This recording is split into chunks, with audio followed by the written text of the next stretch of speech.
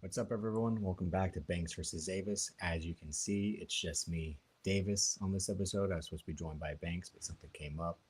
But originally, it was just supposed to be me, so it won't take too much time. I can do solo episodes, but it's always much more fun when it's Banks or us and a guest. But there were some things I wanted to talk about. First was the Royal Rumble, since I watched a good majority of it.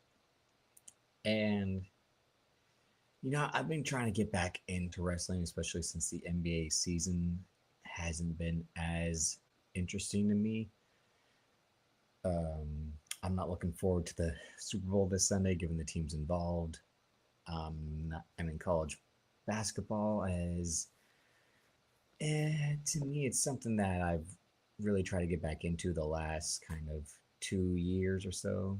And the team I would have been interested in would have been Syracuse with Kai and Anthony, but they're not really having a good season. They just lost to UNC tonight, and his numbers are looking okay. But overall, the college basketball season hasn't been as interesting to me like last year's kind of was until it wasn't either. It just I don't know. It's tough. So I'm getting back into wrestling after really quitting it for almost 20 months. Especially, and I'm getting back into it after AMP called me out for not watching it. So yeah, I watched the Royal Rumble, and the women's Rumble kicked off the show. And I told Banks this. I thought the interaction between Alexa Bliss and Charlotte Flair in the first 2 minutes really set back women's wrestling because it was horrendous. Between them not deciding to eliminate each other and just doing fake finisher counters and the buddy buddy bullshit. And it didn't help that there was no one in the crowd. You almost thought you'd be watching an AEW show based off the lack of people in the seats. But I'll say that it started to pick up towards the end. I really didn't watch most of the first half because I fell asleep from I think the 11th entrance until when Brie Bella showed up. And when Brie Bella showed up, I was like, "Am I still dreaming?" Because what's Brie Bella doing here? It had obviously been alluded with Nikki Bella the previous day of the Bellas being reunited on tonight's Raw. They were in the ring at the same time. I didn't have the sound on, so I couldn't see if they. I couldn't hear. I'm sorry, what they were saying because I also was trying to fast forward that segment to get caught up now. And Kiki was talking to me offline about something um, that she's seen and that Lyric, a shout to Lyric, saw in terms of the way women's wrestling is headed now after it kind of had a really big renaissance from, I guess we'd have to say 2015 to 2024 for sure. And it seems like the last year, and if you want to kind of go back, when NXT in particular went the 2.0 route and started picking the model type women again instead of the workers like Triple H initially started with Black and Gold, in which there was a fair mix of women who already kind of had experience wrestling and versus the women who just started to learn. And you can see that in this Rumble that there are women that they trained from scratch. There are some that are still a little far off, and there are some that actually have done pretty well. Lash Legend showed out towards the end. I love that. I saw it in her early. Um, just in terms of her, not just her looks, but the way she was confident on the mic, she was confident, being on camera and speaking. And given how she was a star athlete in college, you just wondered if, hey, can this translate to in the ring? Not every star athlete can transition so well to wrestling like Bianca Belair, Roman Reigns, etc. So to see her get booked very well in terms of eliminating some big name towards the end, I enjoyed that. The final three as well with Tiffany Stratton, Liv Morgan, and Sol Ruka. I think they play that really well with the way they were trying to set up all three of them potentially eliminating each other at the same time. Sol Ruka went for her finisher, which I was like, don't do it. Just in terms of like, we already know how this booking goes in terms of like she tries her risky, stupid finisher, it doesn't play out. But I it's bad on me for being the women's advocate on the show, as I was pointing out a few weeks ago by saying that women had it tougher than men, in which I was then criticized by Banks and Eve offline about my thoughts. But overall, I would say that I kind of agree with what Kiki was saying, that there is something about the way the women's division is heading. And as I mentioned last week with Jay Cargill being a reason as to why it's not as good as it could be, in terms of they're trying to just put the titles on women who have the look instead of the skill, even though Stephanie Vaquer is someone who has both. But at the same time, they just have to stop. It's tough to say because I don't want to overly criticize the women, because it's not their fault themselves, with the exception of Jay Cargill, because she refuses to actually train inside the ring, as Mix and I talked about. But with Liv Morgan or Ray Ripley or so, they're only being booked in the same circles. I mean, we haven't had the big Bianca Belair Ray Ripley match that has been fucking almost 6 years in the making at this point, going back to NXT in 2020. And for them to always circle around what's going to happen with Charlotte Flair, and then now that the Bellas are back, it's like fucking A. And the only reason they brought back Nikki Bella was because what was going on in her personal life. And now that her sister's back, it's just like, oh, because the women's tag titles are that much of, you know, an afterthought, they're going to be the ones to reignite them. I guess it's tough to say, but I felt for the women that they had to open the show with that crowd looking the way it did. And the first thing that came to mind is WrestleMania next year in Saudi. You can't afford to let that happen. I'm not trying to be Dave Meltzer or Sean Ross Sapp and all these other guys about like the attendance and how that looks. It just didn't look good.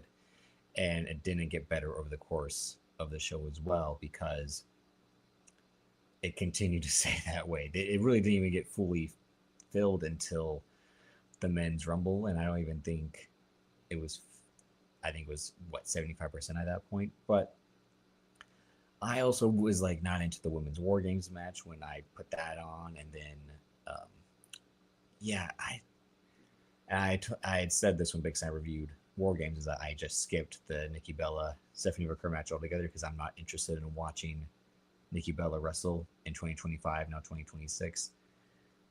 Just because it's her doing something because she made headlines in the negative way. Not her doing, but so the company had to do some PR and show that they're a good company given everything that happened with the old man.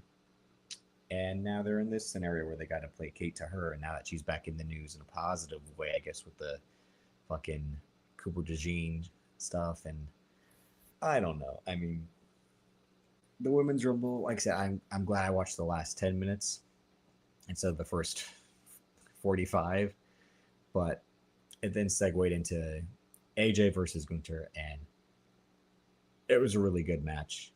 And I've always enjoyed Gunther's style. I think it's perfect, not just for his look, but for what wrestling needs, especially the way they want to present it on ESPN with the sports,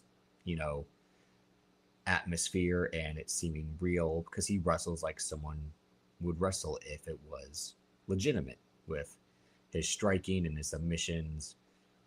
And the match can end at any moment because his finisher is any move at this point, with the chops and the clotheslines and the powerbomb or the splash, or just straight out choking dudes out, which again shows something is legitimate when it harkens back to UFC and all that. And then was played up the kind of like TKO KO finish by him just constantly stomping and chopping AJ to the point where the ref might have to call the match. And I almost would have enjoyed that finish as well. Just I almost thought they were going to go into the route of him being disqualified, and that preserved AJ's career, because based off this sudden retirement, especially after John Cena's, there'd always been the talks that AJ was going to retire this year. I didn't know that he was already kind of looking forward to being a trainer for them and still working with the company in that aspect, which makes sense. He does seem like a guy who would be interested in training people, maybe not full time, but at least being one of the guest trainers that they always talk about at the PC. So and he still wrestles. I was telling Banks, I think the match of him and Shinsuke was actually not that bad. It's just Shinsuke is so much older and slower now, and obviously he tried to turn it on for that match. But as I was telling him, I'm like, they just haven't had the chemistry in their WWE matches. They had one great match in New Japan, and that's why it was so great, because it was years in the making from AJ just being there for that brief stint, and Nakamura being, the king of the mid card after he was constantly pushed to the side over Tanahashi and then Okada, and then once Naito was showing he was going to be the next guy up. So when they had that match at WrestleMania 34 in 2018, it was just very lackluster for me. They obviously had the hard task of following up the one 2 years earlier, but then the rest of their matches that entire year to me were very disappointing. I mean, with the low blow finishes and then the Shinsuke Nakamura heel turn, and the one that they had with the last man standing match was kind of okay, but overall, to me, their WWE matches have always been disappointing to skippable. And they had a good match at that Saturday Night's main event. Like I said, it was just the pacing of it. You were watching guys who back in the day were so much better. Even though I think AJ is, like I said, still capable of competing against the younger guys, the faster guys. And it also showed that the week before when he faced CM Punk, and it was the same thing. This is obviously not the same CM Punk. And anyone who thinks this is the better version of CM Punk compared to what he was in AEW is just on the tribalism side, where they're so fucking into CM Punk being back in WWE after he did all that shit talking in AEW, despite him doing all the shit talking in WWE. Everything he does now is so fucking beautiful, and it's perfect. It's fantastic. Like I said, he can do no wrong compared to when he first showed up in AEW. Was this guy's old and slow? He needs to hang it up. And now it's, oh, look at the master at work. He again, because Finn Balor also showed he still has it, despite everyone criticizing him for basically phoning it in at times over his run or losing a step when he was wrestling a different style, because it's what his gimmick called for. But he was showing that CM Punk again isn't the guy that everyone thinks he is, and we saw that. But Gunter and AJ, like I said, really good match. And if AJ's retired, I respect it. I mean, he's been one of my all-time favorites. That's something Banks and I were going to talk about in terms of, he alluded to this on an episode of an RLP bonus with Amp sometime last week. I told him my theory is I think AJ is going to AEW for one match in particular, not a full-time run. I think he's just showing up in AEW to have the Kenny Omega match that has been long discussed since he left in 2016. Kenny Omega himself has said this is the match he wants in professional wrestling for his career at this point more than anything. He wanted that match with AJ, and he hoped it was going to happen in New Japan, given AJ was in the world heavyweight division and Kenny was still a junior at the time, and then bringing him into the Bullet Club. He pushes AJ Styles out of the Bullet Club. Famously, that's their send-off. And Kenny Omega takes control as the leader, moves up to the heavyweight division. But he's long said, like, that's his dream match, that's his goal. And, like, he might have even said himself that that's the match that could have gotten him to WWE if they had promised him AJ Styles even at WrestleMania, I think. Because he was always, like, I won't go to WWE. I won't unless they're going to give me this match and on this stage. And I think AJ would do it just to go back to WWE and be a trainer, like he says, and be retired. Because at this point, if he wants to be retired, by all means, it's the same thing. Like, again, I wasn't mad that John Cena retired. I think a lot of these guys from our era, in terms of the early 2000s to now, that already had at least 2-3 years in, should retire. I think Samoa Joe should be next. I think Randy Orton should definitely be next. Edge for sure. I mean, he should stay retired the first time. But if it ended Saturday and he's not going to come back at all, I'm not going to be upset like, oh, I didn't get it right that he wasn't going to AEW. But like I said, it just makes sense to me for him to do that one-off at least. I don't see him wanting to compete against Kyle Fletcher or have another match with Samoa Joe or have another match with Roddy Strong or wrestle Takeshita and have another match. I don't see him doing a farewell tour in AEW with the new names and the old names. I just see him getting the one match, and that's probably the match that they'll need to sell the summer show, being all in. And I forget where it's at, or maybe even Forbidden Door, but who knows if Forbidden Door will exist given how Banks and I are kind of talking about New Japan, and this, if there will be a New Japan. So who knows if there will be a Forbidden Door, but AJ Styles deserved it, and Gunter being, the career killer is a good use of him these days if he's not going to be the world champion. So that leads to the Drew McIntyre Sami Zayn match, and I told Banks straight up, Drew McIntyre is fucking cursed. This guy can't catch a break whatsoever. He was the champion of the pandemic era, and then as soon as crowds started to come in, he wasn't the champion anymore.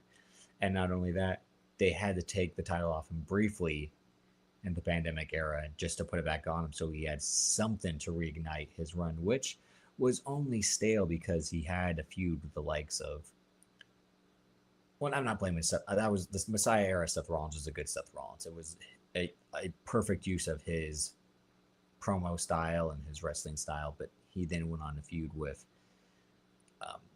Bobby Lashley prior to the Hurt Business really taking off. So that was the other part that was like, if only this was months later like it turned out to be, but then by the time they feuded at WrestleMania, the Hurt Business was done. So they really didn't use that aspect, but he was saddled with that long ass Randy Orton feud. And it was just so time consuming. Excuse me. And the use of the legends like Big Show and fucking Shawn Michaels and Christian and Ric Flair, it just did not suit Drew McIntyre whatsoever. And then he has to lose a champion versus champion match to Roman Reigns. Rightfully so. You can't have the new tribal chief version of Roman Reigns lose to fucking Drew McIntyre right after he's finally taken off. It took fucking like 5 years for Roman Reigns to finally get it, or to finally be used correctly. I think he could have been that way a lot sooner if the old man wasn't in charge. So yeah, Drew McIntyre, and then he has the Sheamus feud, and then he finally drops the title to Bobby Lashley, and then like I said, he's sits in that mid card to upper card for years. Yeah, he had the Clash of the Castle match, but again, they fucking cursed him with that because they obviously had to prolong the bloodline with the Solo Sikoa introduction. And then he can't even be the guy to dethrone Gunter's intercontinental title reign. That had to be fucking Sami Zayn, who he had to make look like $1,000,000 in their match at the Royal Rumble for whatever strange reason. I don't know if it's the Saudi love that Sami gets, but he gave him 3 future shocks in a row, and Sami Zayn did the Jay White barely kicks out with the shoulder, not the arm, just the shoulder rolls slowly up, and then I think even Sami Zayn kicked out of a Claymore as well, and they just made Sami Zayn look so strong in Drew McIntyre's first real title defense for this time, and it's like, you booked this guy like a loser because he can't beat Sami Zayn with just one future shock and one Claymore. Sami Zayn had to have all these stored kickouts to survive this long, and that's my point. Like, they just either they don't know how to use Drew McIntyre, or he's cursed. Like I says, he's cursed.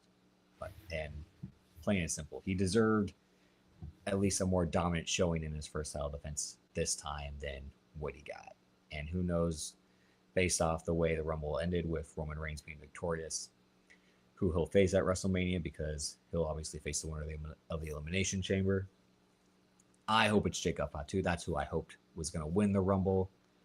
I either hoped they were going to do the brave thing in terms of picking someone brand fucking new to win the Royal Rumble, whether that be Obafemi or Jacob Fatu. Just do the real sports thing of like an upset no one saw coming, something that can only happen on any given day. Instead, they gave it to Roman Reigns. And am I going to stomp and cry that Roman Reigns won? No, because it was their safe choice. And at this point, they had to stick with fake choices because Roman Reigns is doing fake shoots on the Pat McAfee show. Again, that's how you can't trust anything what's going on. Look at all the factors involved. Roman Reigns is going to say, I had to sit on the sidelines the last couple months. You were filming a movie. That's what was going on. And who's he saying this stuff? That's, ooh, this sounds serious. This sounds like a shoot. Is he being honest about hating his booking? He says it to the guy who does commentary for them, half half of the year. 6 months out of the year, he's doing commentary for them. And that's my point. Like, stop buying their fake, real, fake bullshit. They sell you one story to just lie about it later on, and then they lie to you about something just for that to be serious. And then the rest of the Rumble, of the men's Rumble, I'm glad Obafemi had a dominant showing early on. Um, and everyone wants to bitch and moan about Brock Lesnar eliminating him.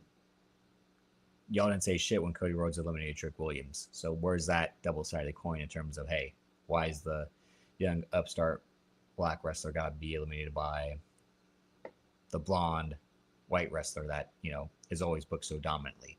I hear no outrage about that, especially since they were more outraged about Brock treating Ilya Dragunov the way he did instead of, like I said, Trick Williams just gets thrown up by Cody Rhodes and it's no issue. But I forgot he's invited to the cookout and he can do whatever. So, but the Braun Breaker part of it, entering at number 2 and being attacked by the Masked Man and with a hood. I wish I could have remember who tweeted this, but they said that's Triple H's go-to. That's his only move he has is in terms of causing a shock and awe is who's under the hood, who's under the mask. And I'm like, well, yeah, look at NXT. This was the guy who invented the NXT parking lot, the dreaded NXT parking lot, because he didn't know the answer to write people off. All he knew was, hey, we got to write so and so off. Let's just say they were attacking the parking lot, and then when we have an answer, here's how we'll explain it. So instead of him using the parking lot because they're not trapped in Orlando, Florida, they're trapped in city to city, country to country. Anyone with a black hoodie and a black mask can be the person who we're going to decide later on is the attacker.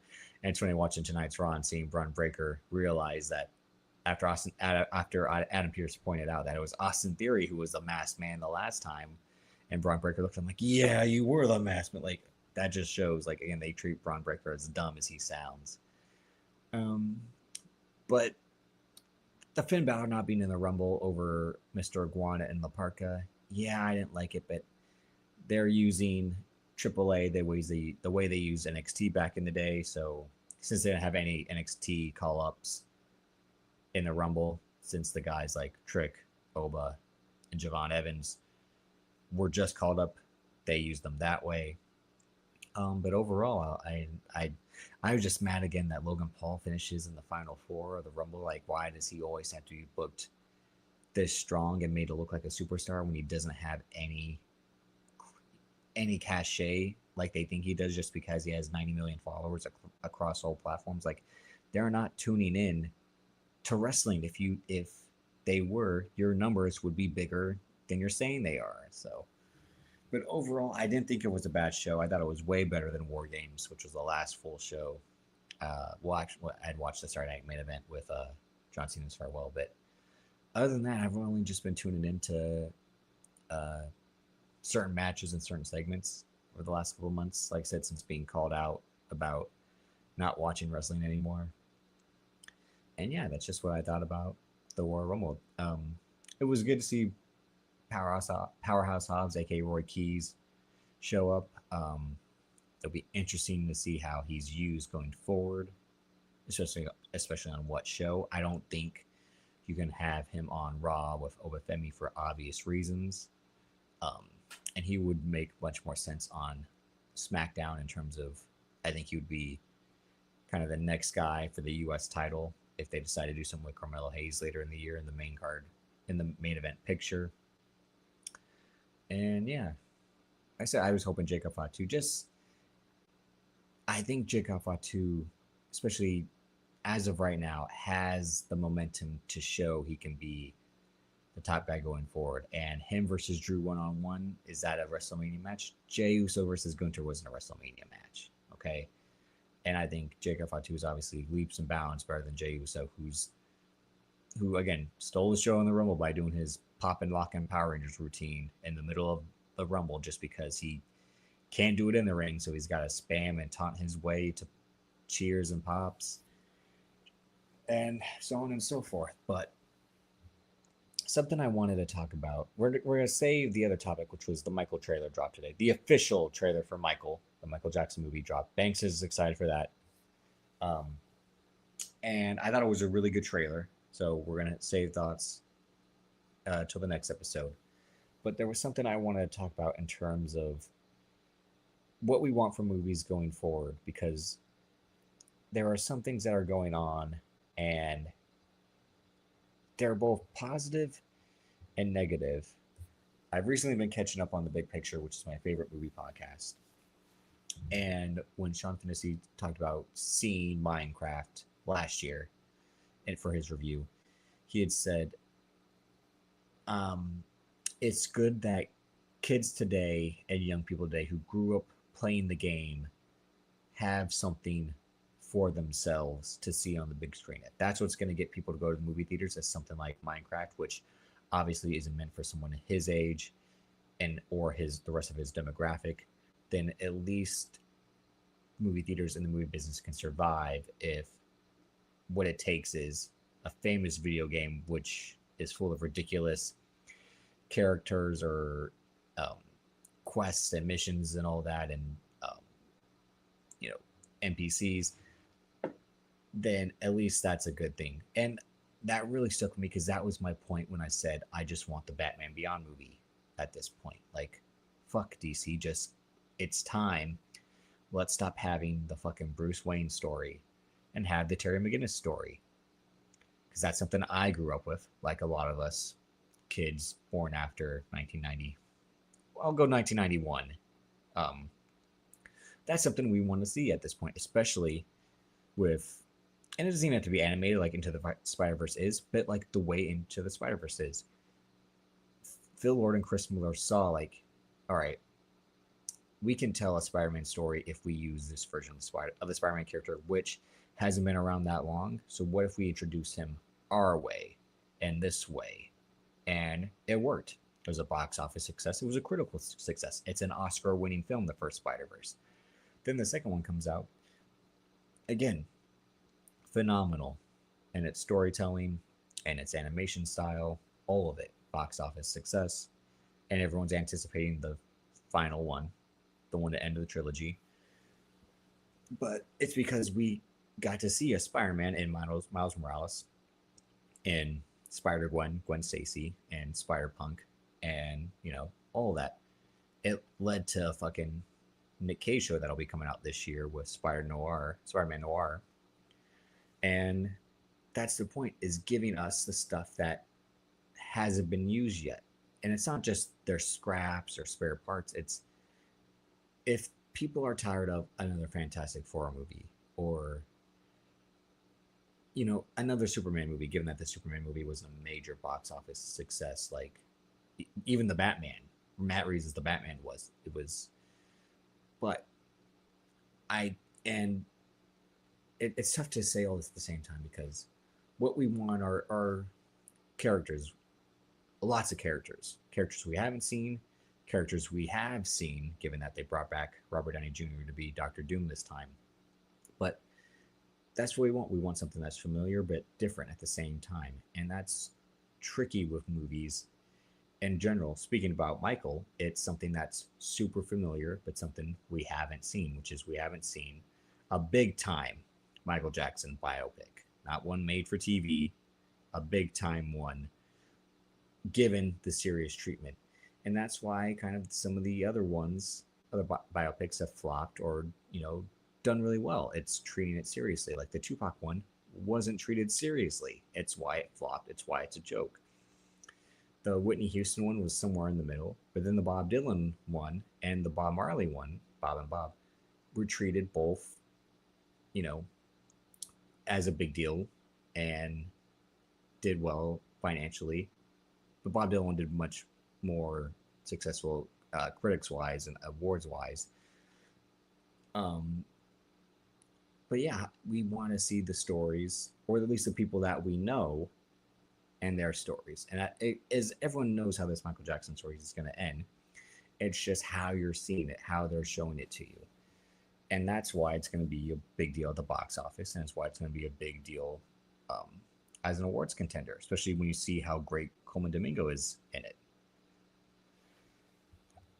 Rome, I'm not going to give out hope completely. I do think there's a chance. It's just like I was saying, they have to stop going back to the Bruce Wayne well, because now they're going to give us Bruce Wayne with Damian Wayne, and even that's something I don't want first. I'd rather take.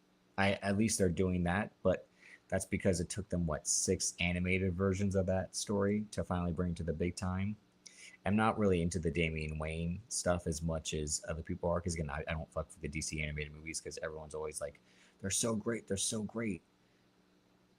They're animated movies, and I know I was just praising the Spider Verse, but I mean, these are the straight to DVD, straight to VOD animated movies, not like the ones that, Spider Verse are, and how seriously those are treated because it takes a decade to make one.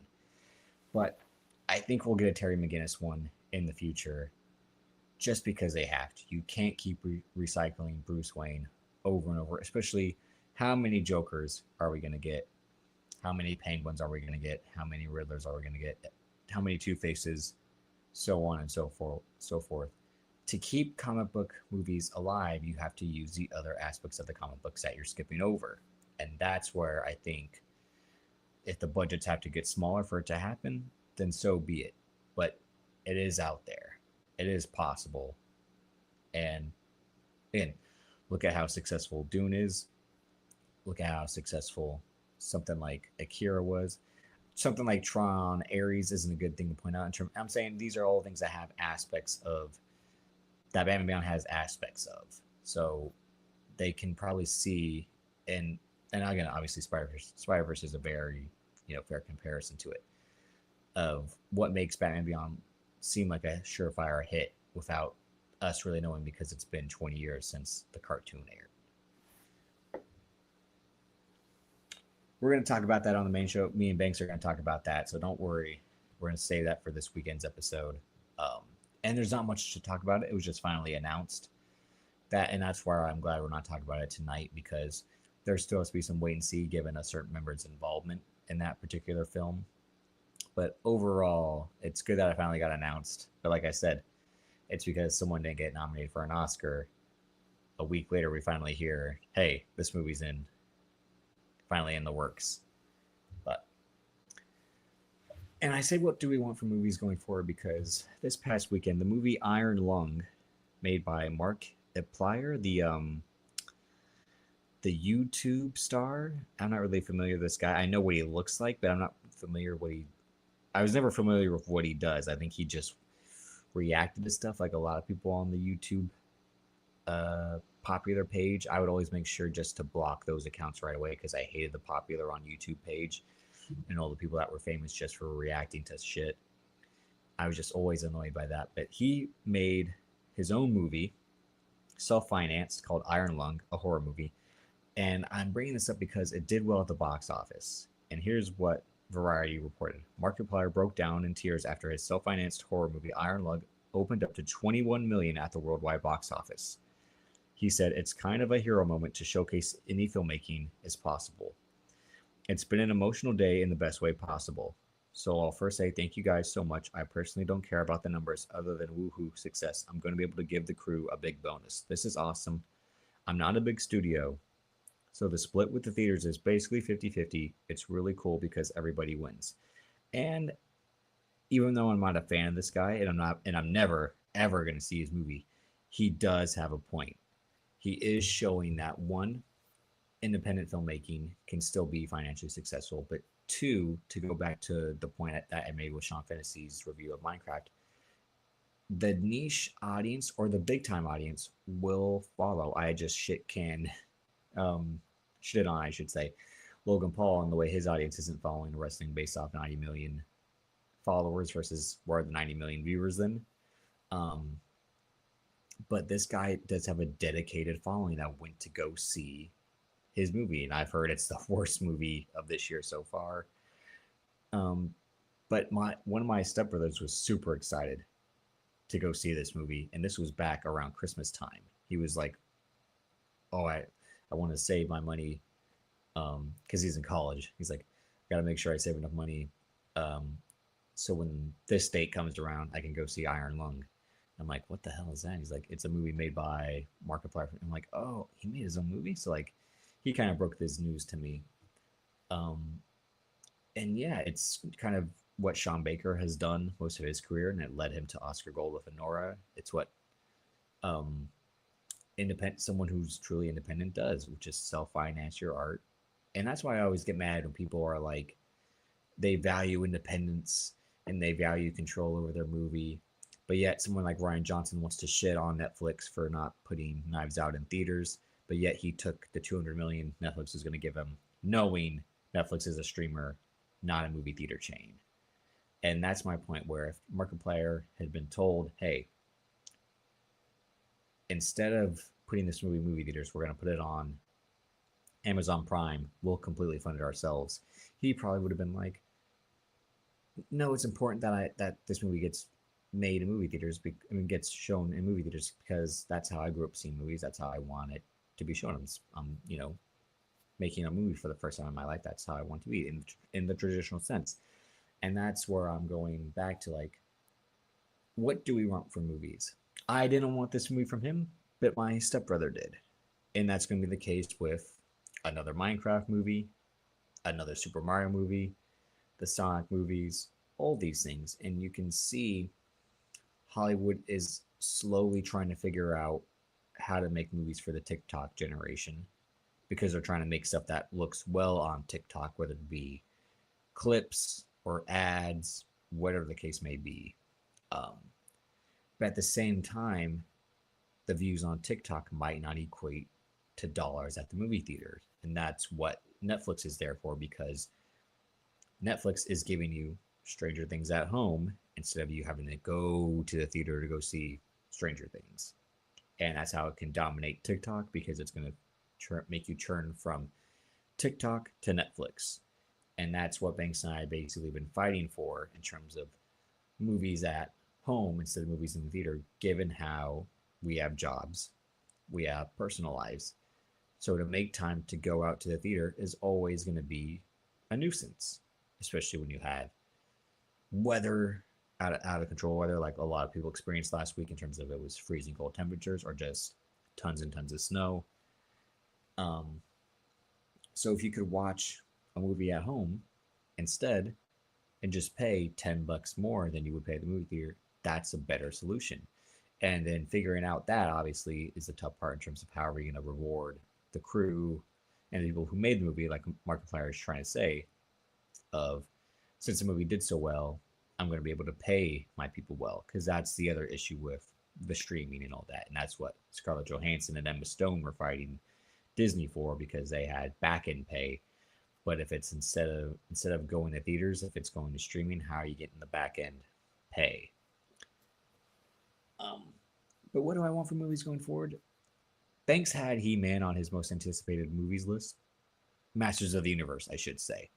And when that trailer dropped, we didn't get to talk about it yet.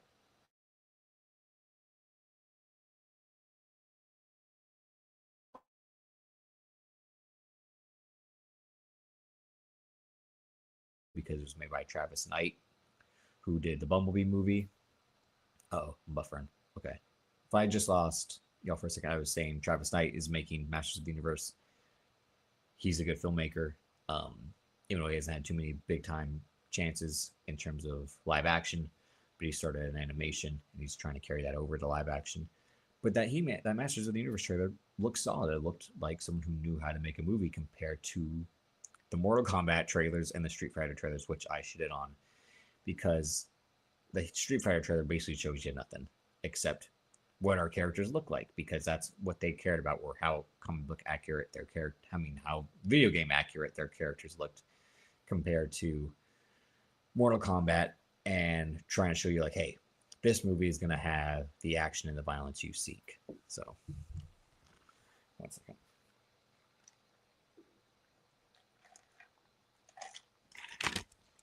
Talking by myself has gotten me parched, but yeah, what do I want for movies going forward? Look, I like all time movies. I like modern movies. Um, a few weeks ago, Rome asked us if we were looking forward to the Wrecking Crew. I said no, just on the basis of that looked like a movie made by AI in terms of pick two movie stars, pick a setting, pick a genre, and they were like, Dave Batista and Jason Momoa need to be in a movie. Why? Because they're two good-looking guys. They're two badass-looking guys. What's a movie we can make around them? Where can we set it where it makes sense? What's the genre? It looked like something that was so paint by numbers or manufactured that it didn't look interesting to me. But then a week later, I praised The Rip with Ben Affleck and Matt Damon for being something that was old school. And yeah, it looks like, oh, just put these two guys in a movie together because they're best friends. But as I stated, like, that's kind of been their plan since the pandemic, which is they made The Last Duel together. They co-starred in it together, and they were like, you know what, let's continue to make movies together. So that's why I didn't shit on that for being so manufactured in the way that like they're friends in the movie, like they're friends in real life, and they're playing, types of characters that they would play. Like Matt Damon's kind of the lead guy, Ben Affleck's kind of the supporting guy. Um, and that was made by, I think, someone who I think is a better filmmaker in Joe Carnahan. And no offense to the guy who made The Wrecking Crew, I just feel like he was hired to make that movie because he wants to be a working director still. I'm forgetting his name at the moment, but he was the guy who made Blue Beetle, and hopefully he gets to continues to get chances to make movies, because if he becomes a journeyman action director, we kind of need more of those, since a lot of the guys are making action movies that don't know how to make action movies. And I said it with The Rip. Joe Carnahan's been making action movies and still doesn't know how to film a fucking fight scene. But the rest of the movie is so good, it makes up for it. It's just that's the weak point. Like, he's good at telling story. He's good at the thrillers. His comedy is always up and down in terms of his jokes, but still, I rest my case. And I say it because I really don't know what's going to get me to. I mean, Wuthering Heights is in a few weeks. Other than that, I might go see How to Make a Killing with Glenn Powell, given that it was also on my list, like Wuthering Heights. But what do I want for movies going forward? I at least want something that's going to be entertaining and not just new in terms of, oh, I've never seen it before. Like, that was the point of Sinners, was something we've never seen before. We've seen bits and pieces of it before, but not in the same movie, and certainly not told the way it was told. And it's always harder. This is why I was pissed about Bill Simmons saying, um, "Oh, I wish we had 5 more Ryan Coogler movies after Sinner came out." I'm like, the reason we have Sinners is because Ryan Coogler isn't making 5 movies over 5 years, or even 7 years. He is taking time to make one movie, finish that movie, promote that movie, and then decide what the next movie is going to be. And yeah, he's been stuck in Marvel land because he'll be finishing up the Black Panther trilogy. But he's taking time on his movies so they can look how they look, sound how they sound, and most importantly, be as great as they are. Wakanda Forever does have some down moments, and it's obviously hard to top the first Black Panther, but it's still better than most of the Marvel movies post Phase 3, and it's still made by a guy who has talent behind the camera and as a writer. So just to be like, oh, we need 5 more Ryan Coogler movies. You can't streamline what Ryan Coogler does. I love Guy Ritchie. I do think Guy Ritchie's a great writer, great director, and I think he works at a faster pace because I think he knows his style and his approach to movies. It can be sped up, just like Steven Soderbergh does, because I know how much time to spend on editing. I know how much time to spend on score. I know how much time to spend on pre-prep and pre-production and prep and all that, which is why I can afford to put out 2 movies a year, or two movies every 18 months. Because at this point, they've been doing it for almost 20 years, well over 20 years, compared to Brian Coogler's been doing it just over a decade now at this point, in terms of the professional level, not the short film style. I mean, of like making feature movies for well over 10 years now. You know, guys like Fincher are going to spend, hours and hours on one take or multiple takes and setups and all that. Other guys are like the Clint Eastwood approach. I got a movie to make. I want to make another one after this. Let's get it up, get it out, so on. Um, and yeah, there's not much more to say other than that. I mean, I just want the stuff we haven't seen yet in terms of IP, too. Like they're announcing they announced the Call of Duty movie with Taylor Sheridan writing, Peter Berg directing. I'll be interested in that. I'll be interested in the other superhero movies that haven't been announced yet. But I'm just hoping we get the stuff that's, you know, really been, on the back burner. The Voltron movie, the Gundam movie. I'm not really as excited for both of them because the people making them. But to bring it to what I'm saying is, this is the stuff we haven't seen on the major live action scale, and that's what I want to stop selling us. I'm not shitting on Hamnet, but stop, because again, it's another way to tell the Shakespeare story, and I am interested in that. But like, we won't need another Romeo and Juliet. We won't need another World War II film, except the one that Chris McQuarrie and Tom Cruise might make, because that one does sound interesting. But they're also selling us a new Highlander based off the Henry Cavill promo pics they just posted, and I've never seen the original Highlander. I get the story, and it is something that I'm going to be interested in because Chad Stahelski's making it. But again, Highlander goes back to you know late 80s, early 90s, and that's something that's old that they're trying to sell as new again, like they are in Masters of the Universe, like with Street Fighter, like Mortal Kombat. Even though Street Fighter and Mortal Kombat have had updates and reboots, I think that the Mortal Kombat 1 game, without playing it, with just seeing how they retooled it and rebooted it, like the way DC did with Absolute, like what DC Comics, I should say, is doing with the Absolute universe, what Marvel Comics is doing with the new versions of the Ultimates. Yeah, like tell Spider-Man in a different way. What if he didn't get his powers until he was 30 instead of as a teenager? What if Superman was born and raised on Krypton instead of being born and shipped off as the planet's dying? What if Batman wasn't rich? I'm interested in those sort of like retool the stories. And if it's probably harder for the DC stuff, given that that's constantly being um, written right now, so there's not a bigger plan. And I would hate to see a rushed absolute Batman movie, but hopefully within the next 5 years we'll get an absolute Batman movie. um, and hopefully we'll get a version of the Marvel universe that is as crazy as the way the Ultimate is, but obviously that being more uh, connected compared to DC, since they constantly and will always have someone new in charge. um, yeah, but you can see this is what Star Wars is trying to figure out. Like, what are the new ways to tell Star Wars? And they were basically trying to do that since Ryan Johnson broke the chain, and then Dave Filoni and John Favreau were like, we're gonna try to break it as well, but fix it at the same time.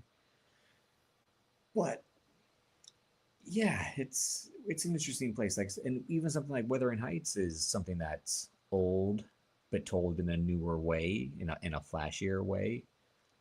And I think that's just as important too. It's an old costume drama from an old book with new cinematography and new music to pair with it. And I don't think everything always has to be so radicalized to make it that way. The way Baz Luhrmann made his Romeo and Juliet, but maybe that's also the stuff we got to go back to. Like how we grew up with the 10 Things I Hate About You and She's the Man, the way that they told Shakespeare tales in a modern setting. Um, maybe that's the answer to, again, of what we want for movies going forward. But I think what Markiplier did was smart. I respect him for, without like I said, being a fan, because takes guts to make a movie. It's something I'll never do because I know how hard it is to make a movie.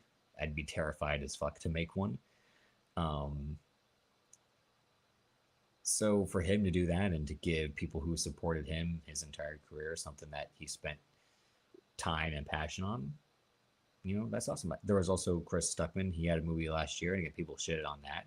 I even think he himself said, like, as someone who was a movie critic, a YouTube movie critic, most of his career up until that point of making Shelby Oaks, he saw how hard it actually was to make a movie. So he respected, not that he did it, but he respected, people who make them even more, just having to go through that, you know, pressure cooker himself. He was like, yeah, this is fucking tough. So when a movie goes badly, you can understand it's not always the script's fault or the director's fault or the actor. Like, stuff happens, and yeah, that's why it's tough to be a first time filmmaker.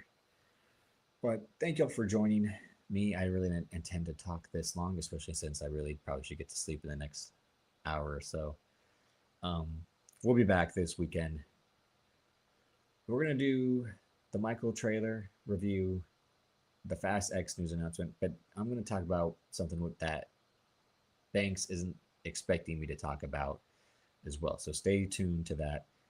Um, Again, make sure you're liking the videos, subscribing to them, subscribe to the channel, commenting on the videos, leave us questions or just comment your thoughts on us, the episodes themselves, some topics you'd want us to cover or that you enjoyed us talking about. Share them. We appreciate it. Again, we're on the quest of 500 and then 10,000, as Amp said. So we got to get to 10,000 pretty soon. But check out Banks on RAOP with Amp, where they do the bonus episodes. On Tangent, which is what he does with B Dot. Head over to the Black Announce Table's Patreon. Shout out to them, where Banks does Wiretap with Eve. Always got to support the family, especially when they work with Banks the way they do and take care of him, support him, and give him a platform to showcase his unedited, unfiltered side. And yeah, you can follow me on Twitter at Davis, aka Drip, Instagram, Davis Colin DC. We'll be back Saturday or Sunday, probably Sunday, since neither of us want to watch the Super Bowl. So, again, turn those notifications on. That way you never miss out. Peace.